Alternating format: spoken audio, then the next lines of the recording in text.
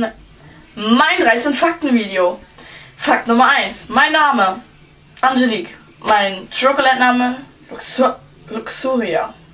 Fakt Nummer 2. Mein Alter. Ich bin 14 Jahre alt und ja, sehr jung. Fakt Nummer 3. Meine Größe. Ich bin 1,66 klein. Ich fühle mich zumindest klein. Fakt Nummer 4. Meine Haarfarbe.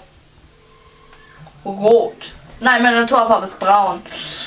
Fakt Nummer 5. Meine Augenfarbe. Braun.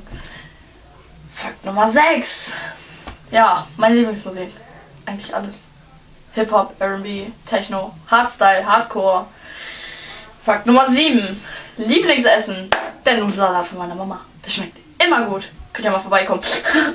Fakt Nummer 8. Meine Hobbys. Zeichnen, mit meinen Freunden treffen, mit der Chocoland-Clique treffen und meine Fantasien ausüben. Fakt Nummer 9. Mein Job. Ich habe keinen Job, ich gehe zur Schule. Leider Gottes. Fakt Nummer 10. Ja, mein größter Traum ist halt von YouTube erkannt zu werden und irgendwann mal so berühmt wie Apple War zu werden, MirrorFX und was weiß ich nicht noch wer. Fakt Nummer 11.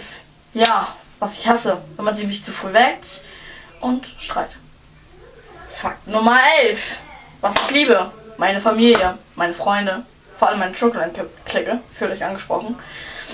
Ja, mein Job bei Chocoland ist halt, ja, Fantasie, Vorschläge machen und dies und jenes halt. Es ist halt sehr lustig, was das betrifft.